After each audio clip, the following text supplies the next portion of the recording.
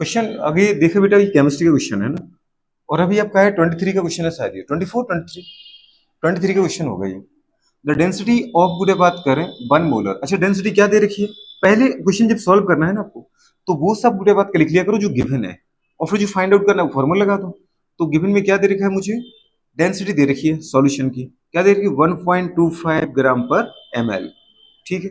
और मोलरिटी क्या दे रखी है बेटा? बात कर, मोलरिटी दे रखी है सॉल्यूशन की 1 मोल, 1 मोल पर लीटर। मोलरिटी तो क्या होता है? मोल पर लीटर होता है ना, मोल पर लीटर, तो मोलरिटी मिलेगी मुझे, ठीक है। The correct option for the बेटा बात करें मोलरिटी, मोलरिटी फाइंड आउट करना है, स्मॉल एम फाइंड आउट करना है ऑफ सॉल्यूशन, ठीक है। तो मोलरिटी डेंसिटी दे रखी है और मोलरिटी फाइंड आउट हो जाएगी। तो कैसे करेंगे बेटा? मोलरिटी इक्वल्स टू क्या होता है? मोलरिटी इनटू 1000, ठीक है, upon 1000 into density of solution, फिर माइनस क्या लिखे बेटा? बात करें molarity into molecular weight of solute. किसका बेटा बात करें? Molecular weight of solute. तो सॉल्यूट का मॉलिक्यूलर वेट तो दे रखा है उसमें, 85 दे रखा है। क्या दे रखा है? 85। तो मोलरिटी क्या है? लिख लें क्या अपन इसको? हाँ लिख सकते हैं। कितना है? 1 इंटू 1000, तो 1000 ही हो गया बेटा बात करें, अपॉन 1000, ठीक है, इंटू डेंसिटी क्या दे रखी है? 1.25, माइनस क्या दे रखा है बेटा? मोलिकुलर वेट क्या है? 85 इंटू, ठीक है, हाँ बिल्कुल, आगे बोलो कितना?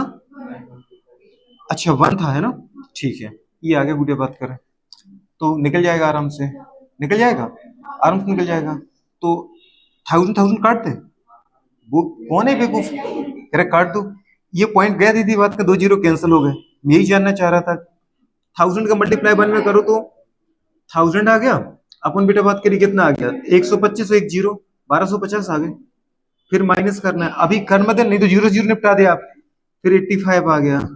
अब 85 दीदी इसको हटाते हैं तो 50 चले गए, 1200, और फिर कितने बचे? 35 जी, 1165, ऊपर कितना बेटा? 1000, ठीक है। तो दीदी 65 को 60 मान लो ना यार, 1 जीरो से 1 जीरो कैंसिल, या फिर आप 70 मान लो अगर आपको ऐसी तकलीफ आ रही है तो। अब तो कितने आ गए? 50, और कितने आगे बेटा बात करिए? 55 नहीं, हाँ 58 ना, ठीक है। अभी कितना आ गया? 25, 25 आ गया ना, और ये कितना आ गया? 27, 28, 29, 29 को 30 मान लो, ठीक है। कितना मान लिया अपन ने? 30, तो कैंसिल आराम से हो जाएगा। ये 30 हो गया, चलो 30 हो गया, 55 25 5 छक्का 30। अब नियरली आंसर इसमें अगर अपन देखते बोलो तो एक जीरो बढ़ाओगे तो पॉइंट लग जाएगा बेटा आंसर में। फिर क्या आएगा? 6 6 6 48 8, और बच्चे दो गुड़े बात करें तो 3 बार जाएगा, तो 3 टाइम जाता रहेगा। 0.83 आंसर चाहिए मुझे, तो 0.83 के करीब। ये तो दीदी बात कर 7 है, ये तो 1.2, ये तो हो नहीं सकते, यही आ रहा है आंसर। कौन सा है? क्लियर है? कोई तकलीफ? सही है गलत है? बहुत बढ़िया। ये क्वेश्चन आप याद है, अपने अभी सॉल्यूशन पढ़ा नहीं है, और फिर भी बस अपन मोलरिटी मोलरिटी पढ़ा था रिलेशन, और अपना क्वेश्चन हो पा रहा है, तो आराम से हो जाएंगे। बस इस फॉर्मूले को प्लीज याद रखना। अदरवाइज पूरी बात करें, नॉर्मल मोलरिटी निकालोगी ना, तो पहले मोलरिटी से पहले क्या निकालो? सॉल्वेंट का वेट निकालो, फिर वॉल्यूम निकालो, मतलब मास ऑफ सॉल्वेंट निकालो, तब जाके क्वेश्चन सॉल्व होगा। वही सीधे रिलेशन। अब अपन आगे बढ़ जाते हैं। राइट द करेक्ट गुड बात के IUPAC name of the following compound. IUPAC name लिखना है इसका, तो सबसे अपन पहले क्या करते हैं? फंक्शनल ग्रुप कंटेनिंग बेटा बात कर लॉन्गेस्ट कार्बन चेन का सिलेक्शन करना है। फंक्शनल ग्रुप है इसमें कोई? हाँ OH है, ये हमारा फंक्शनल ग्रुप है, इसको लेते हुए लॉन्गेस्ट कार्बन चेन, ठीक है। फंक्शनल ग्रुप मल्टीपल बॉन्ड और बेटा बात का maximum number of substitute containing longest carbon chain का सिलेक्शन करते हैं, लॉन्गेस्ट कंटिन्यूस कार्बन चेन। तो करते गुड़े बात करें, जैसे यहाँ पर अपन नंबरिंग करें, यहाँ तो ब्रोमीन है तो कार्बन यहाँ से पहले इसको नंबर दे लो आप, आपको खुद ब खुद दिख जाएगा। हर मोड पे कौन है बेटा? कार्बन, हर एंड पे कार्बन है। जैसे यहाँ पर इस कार्बन की वैलेंसी 1 हुई थी तो 3 हाइड्रोजन, इसकी 3 वैलेंसी होगी, देखो इस कार्बन की इधर बॉन्ड इधर बॉन्ड इधर बॉन्ड 1 हाइड्रोजन बेटा। इसके 2 वैलेंस 3 वैलेंसी इसकी भी पूरी होगी, ऊपर बॉन्ड इधर बॉन्ड इधर बॉन्ड 1 हाइड्रोजन। इसके एक ही वैलेंसी हुई तो 3 हाइड्रोजन। टर्मिनल कार्बन हमेशा CH3 आएगा, उसको एक ही हाइड्रोजन, 3 हाइड्रोजन चाहिए। और इसके 2 ही कार्बन बॉन्ड हुए अभी तो CH2, इसको भी CH2, ठीक है। इस तरीके से अब अगर अपन देखना चाहें, लगा सकते क्या? आयोबिशन गुड़ियाबाद के नाम में अपन ये चाहते हैं कि सब्स्टिट्यूट गुड़ियाबाद करें को लेते हुए मेरी जो मेन फंक्शन ग्रुप्स को लोएस्ट प्रायोरिटी मिले। लोएस्ट प्रायोरिटी मिल सकती है अगर ध्यान से नंबरिंग करूं 1 2 3, पर इधर से करूं 1 2 3 4, पर इधर से करें 1 2 3 4 5, लेकिन लंबी चेन नहीं बन पाएगी। तो 1 2 3 4 5 6 ये लंबी चेन है, ठीक है। और नंबरिंग यहां से कर दो, आप कहां से कर दो बेटा, यहां से 1 2 3 4, इधर जा रहा है तो नीचे 5 एक ही आएगा, तो इधर जा रहे तो 5 और 6, ठीक है। ये बन गई चेन। आप चाहो तो इसको ऐसे बना सकते थे, कैसे, जैसे ये बेटा CH3 है, ठीक है, तो सिंगल बॉन्ड क्या है बेटा, CH है, ऊपर क्या लगा रखा, Cl, देन बेटा बात करें क्या, CH, देन नीचे क्या है CH3, उसके बाद CH के ऊपर कौन है मेरा OH, के आगे CH2, ठीक है, और फिर आगे बेटा बात करें क्या CH2, और फिर आगे क्या है ब्रोमीन। तो इस तरीके से अपन ने ये लॉन्गेस्ट कार्बन चेन ली। जो चेन का पार्ट नहीं है वो डेफिनेटली सब्स्टिट्यूट है। 3 सब्स्टिट्यूट आ गए मेरे पास।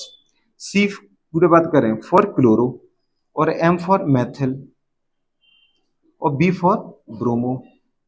पर इसको हाइड्रोक्सी मत बोल देना क्योंकि फंक्शनल ग्रुप है। क्या बेटा बात करें फंक्शनल ग्रुप, इसको तो अपन क्या लगाएंगे ऑल, क्या लगाएंगे ऑल। अब नंबरिंग की अपन ने 1 क्या पढ़ाई 1 2 3 4 5 और 6। सबसे पहले अपन क्या लिखते बेटा बात करें, जो चेन का पार्ट नहीं है मतलब सब्स्टिट्यूट या प्रीफिक्स। तो सब्स्टिट्यूट बेटा बात करें बताओ, अगर एक से ज्यादा होते हैं तो उनको अल्फाबेटिकल ऑर्डर में लिखते हैं। क्लोरो लिखेंगे पहले ब्रोमो, ब्रोमो कहां पर है 1 पर, 1 पर है ना, तो 1 ब्रोमो। अच्छा कोई ऐसे मत बोलना कि सर फंक्शनल ग्रुप वाले कार्बन को मिनिमम नंबर दे दो, यहीं से स्टार्ट कर दो, ये एक दिक्कतें होती है। इसमें आपको मिनिमम नंबर तो आप दे दोगे पर लॉन्गेस्ट कार्बन चेन का फॉर्मेशन नहीं हो पाएगा।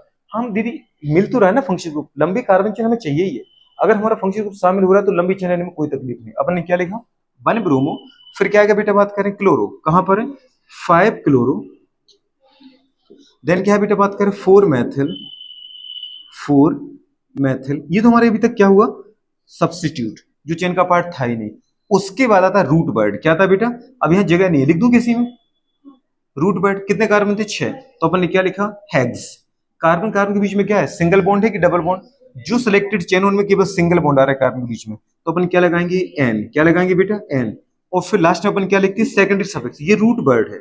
रूट वर्ड मतलब कितने कार्बन की पेरेंट चेन सेलेक्ट किया आपने, तो रूट वर्ड के पहले क्या आता है सब्स्टिट्यूट मतलब प्रीफिक्स, फिर आता है रूट वर्ड, फिर क्या आता है एन इन आइन प्राइमरी सफिक्स, उसके बाद क्या आता है बेटा सेकेंडरी सफिक्स। तो जो फंक्शनल ग्रुप है वो कहां पर है थर्ड पर, तो अपन क्या लिखेंगे 3 ऑल, क्या लिखेंगे 3 ऑल। तो ये मेरे क्या था सेकेंडरी सफिक्स, है ना। इस तरीके से हमारा पूरा नाम हो जाएगा।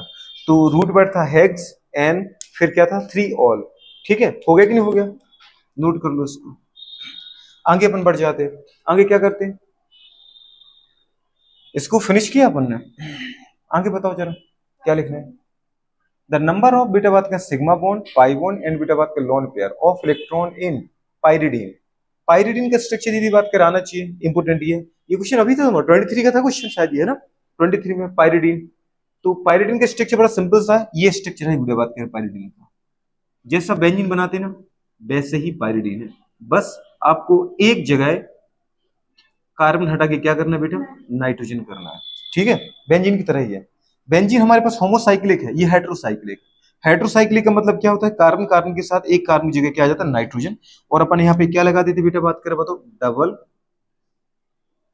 फिर सिंगल फिर डबल फिर सिंगल फिर डबल फिर सिंगल, और फिर इसका क्या आता है लोन पेयर, ठीक है। अब बाकी जगह तो कौन था कार्बन, तो कार्बन की 3 बैलेंस है तो हाइड्रोजन, कार्बन के साथ हाइड्रोजन, कार्बन के साथ हाइड्रोजन, हर जगह कार्बन और हाइड्रोजन, कार्बन और हाइड्रोजन, ठीक है। लेकिन नाइट्रोजन की 3 ही बैलेंस होते हैं, वो हो चुके, तो नाइट्रोजन में हाइड्रोजन लगाने की जरूरत है नहीं। अब मुझे सिग्मा बॉन्ड काउंट करना है, सिग्मा मतलब सिंगल बॉन्ड, कितने आ रहे बेटा 1 2 3 4 5, तो हाइड्रोजन के बॉन्ड आए, फिर 1 2 3 4 5 6, 5 6 कितने हो गए बेटा बात करें हमारे पास 11। तो 11 कहीं दिख रहा है क्या आपको, 11 की बात करें ऑप्शन में ये दिख रहा है और वो दिख रहा है, तो ये तो ऑप्शन है ही नहीं, सिग्मा बॉन्ड निकालें। अब पाई बॉन्ड 1 2 3, तो इसका मतलब यही आ रहा है क्योंकि इसमें पाई बॉन्ड तो 2 दे रखे हैं, ऊपर से एक लोन पेयर है देखो बेटा नाइट्रोजन का, तो वो लोन पेयर आ गया। तो छोटी सी बात है कि अगर आपको स्ट्रक्चर आता होगा ना तो सिग्मा पाई बॉन्ड अपन आराम से निकाल सकते हैं, बेंजीन की तरह है, बस एक कार्बन को हटा दो नाइट्रोजन ले आओ तो आपको सिग्मा पाई बॉन्ड दिख जाएंगे, ठीक है। 2023 का क्वेश्चन है नीट का। अब नेक्स्ट आगे बढ़ जाते हैं। नेक्स्ट ने पूछा which reaction is not a बेटा बात करें रिडॉक्स। अपन जब रिएक्शन पढ़ रहे थे तो मैंने बताया था कि अगर दो बेटा बात करें रिएक्टेंट हैं जो आपस में रिएक्शन करते हैं, उनमें से एक एलिमेंट का तो ऑक्सीडेशन हो जाए मतलब उसकी ऑक्सीजन स्टेट बढ़ जाए, और दूसरे एलिमेंट का रिडक्शन हो जाए मतलब उसकी ऑक्सीजन स्टेट कम हो जाए। हमारे टर्म में गुड़िया बात का अपन जब छोटे थे मतलब 11th 12th क्लास में पढ़ रहे थे तो अपन ऐसा पढ़ते थे, या 10th क्लास में रिडॉक्स क्या होता था, एक एलिमेंट का ऑक्सीडेशन हो, ऑक्सीडेशन क्या बोलते थे अपन, ऑक्सीजन का जुड़ना या फिर जो भी एलिमेंट है उससे उससे ज्यादा नेगेटिव एलिमेंट जोड़ दो आप तो उसका ऑक्सीडेशन हो जाएगा। और रिडक्शन का मतलब क्या था कि ऑक्सीजन का हटना या नेगेटिव एलिमेंट का हटना, या फिर जो एलिमेंट है उससे उससे कम नेगेटिव एलिमेंट का जोड़ देना, मतलब उससे ज्यादा इलेक्ट्रोपॉजिटिव एलिमेंट का जोड़ देना। अपन ने कहा कोई जुड़े कोई ना जुड़े हमें इससे फर्क नहीं पड़ता, ठीक है, लेफ्ट से राइट चलते हैं पहले इलेक्ट्रोनेगेटिविटी बढ़ती है, ये बात बताई थी आपको। और अब सब ये देखा करो कि अगर बेटा बात करें कोई एलिमेंट किसी दूसरे फॉर्म में बदल रहा है और अगर उसकी ऑक्सीडेशन स्टेट बढ़ रही है तो उसका ऑक्सीडेशन हुआ, और ऑक्सीजन स्टेट कम हो रही तो उसका रिडक्शन हुआ। बात समझ पा रहे हैं? अच्छा अब बताओ जरा इसको, जिंक यहाँ पर किसमें, जीरो में, और जिंक यहाँ कहाँ चला गया, +2 में, तो इसका तो ऑक्सीडेशन हुआ कि नहीं हुआ, एक का तो ऑक्सीडेशन हो गया क्योंकि जिंक कहाँ जा रहा है, 0 से +2 में, तो ऑक्सीजन स्टेट बढ़ रही है, ऑक्सीजन स्टेट का बढ़ना क्या कहलाता है, ऑक्सीडेशन। लेकिन कॉपर दीदी कहाँ था, CuSO4 में +2 में, कुछ याद आया, कॉपर क्योंकि सल्फेट का -2 तो कॉपर का +2 रहेगा, और कॉपर जब बेटा बात करें आइसोलेट हुआ मतलब कॉपर को डिस्प्लेस किया जिंक ने। जिंक में इतनी पावर होती कि देखो कॉपर जो था, कॉपर सॉल्यूशन से कॉपर सल्फेट से कॉपर को हटा दिया और खुद सल्फेट के साथ जुड़ गया, तो इसका मतलब क्या हुआ, कॉपर सल्फेट से कॉपर को डिस्प्लेस किया किसने, जिंक ने। और ये अपन ने पढ़ा था इलेक्ट्रोकेमिस्ट्री सीरीज के अंदर, इलेक्ट्रोकेमिकल सीरीज में, कि जिंक का बेटा बात का इलेक्ट्रो जो ईएमएफ है, ईएमएफ मतलब इलेक्ट्रोमोटिव फोर्स नहीं, स्टैंडर्ड, हाँ बोलो, standard electrode potential, reduction potential जिसको अपन बोलते थे, जिसका स्टैंडर्ड इलेक्ट्रोड पोटेंशियल क्या होता है, कम होता है माइनस में। या तो लिथियम से अपन फ्लोरीन की तरफ गए थे तो लिथियम का कितना था 3.05 वोल्ट और फ्लोरीन का +2.87 वोल्ट, उनको तो याद रखो, ठीक है। तो जैसे बेटा बात ये जिंक है तो जिंक का गुड स्टैंडर्ड रिडक्शन पोटेंशियल कम होता है, वो उनको डिस्प्लेस कर देते जिनका स्टैंडर्ड रिडक्शन पोटेंशियल ज्यादा होता है। ये आपको पढ़ाएंगे इलेक्ट्रोकेमिस्ट्री में, समझ गए। ये कह रही कि कुछ बोल तो रहे हो पर कुछ समझ नहीं आ रहा है, आएगा जब अपन सीरीज बनाएंगे तो तुम्हें बिल्कुल याद हो जाएगा कि कौन किसको डिस्प्लेस कर सकता है। तो ऐसा मानो कि जिंक कॉपर को डिस्प्लेस कर सकता है उसके सोर्स से, लेकिन उल्टा सही नहीं है, कॉपर कभी जिंक को डिस्प्लेस नहीं कर पाएगा। तो बताओ कॉपर कहां गया, 0 में, तो +2 से कॉपर कहां जा रहा है गुड़िया, 0 में जा रहा है ना। तो कोई +2 से अगर 0 में जा रहा है तो उसका ऑक्सीजन स्टेट क्या हो रहा है बेटा, कम हो रहा है, और कम हो रहा है तो उसका मतलब उसको क्या हो रहा है, उसका रिडक्शन। अगर एक ही रिएक्शन में एक एलिमेंट का रिडक्शन हो दूसरे का क्या हो, ऑक्सीडेशन हो, तो ऐसे रिएक्शन को अपन क्या नाम देते, रिडॉक्स। क्या बोलते बेटा, रिडॉक्स। तो ये तो रिडॉक्स है। उसने कहा था which one reaction is not a redox, जो रिडॉक्स नहीं है, ठीक है। अच्छा KClO3 में Cl का तो दिख ही रहा होगा, ऑक्सीजन स्टेट क्या आ रहा है, +7 आ रहा है कि +5, बोल ही नहीं पा रहे। 3 ऑक्सीजन का -6, एक पोटेशियम का +1, तो -6 को न्यूट्रल करें तो +6 चाहिए, इसका +1 तो क्लोरीन का कितना होगा, +5। अब +5 से क्लोरीन कहां चला गया बेटा, 0 में। कैसे, होमो एटॉमिक मॉलिक्यूल है, क्योंकि क्लोरीन क्लोरीन के बीच में जो बॉन्ड बना है दोनों की नेगेटिविटी बराबर, कोई किसी का इलेक्ट्रॉन नहीं लेगा, तो 0 में चला गया। तो क्लोरीन का तो क्या हो गया, ऑक्सीजन स्टेट कम हो रही ना बेटा, ऑक्सीजन स्टेट कम हो रही तो इसको मतलब क्या बोलेंगे अपन, रिडक्शन हुआ, ठीक है। क्लोरीन की बात करें का हुआ, पर पोटेशियम +1 में तब भी था, ऑक्सीजन -2 में तब भी था। आयोडीन, आयोडीन 0 था और अगर यहाँ पर आ गया तो किसमें आ गया, +5 में आ गया कि नहीं आ गया, तो इसका मतलब आयोडीन का क्या हो गया, ऑक्सीडेशन। तो इसका मतलब ऑक्सीडेशन हुआ तो ऐसी रिएक्शन क्या कहलाएगी, जहां एक एलिमेंट का तो रिडक्शन हो रहा है दूसरे का ऑक्सीडेशन, जोड़ो RED रिडक्शन का और OX ऑक्सीडेशन का, क्या बन गया, रिडॉक्स, रिडॉक्स, ठीक है। तो ये भी रिडॉक्स है। थर्ड रिएक्शन ये वाली, H2 का क्या चार्ज था बेटा, 0, क्लोरीन का क्या था, 0, लेकिन जब बेटा बात करें पता है हाइड्रोजन क्लोराइड साथ में आए, क्लोरीन नेगेटिव है तो इसका क्या आ गया, -1 और हाइड्रोजन का क्या आ गया, +1, तो हाइड्रोजन का क्या हुआ, ऑक्सीडेशन, क्लोरीन का क्या हुआ, रिडक्शन, तो इसका मतलब ये भी क्या है, रिडॉक्स है। क्लियर हुआ। अब बच्चा बेटा बात करिए, बेरियम का हमेशा याद है सेकंड ग्रुप का है, ऑक्सीजन फिक्स होती है +2, क्लोरीन का -1 है, सोडियम का +1 और सल्फेट में सल्फर का कितना है बेटा बात करें, सल्फर का +6 है।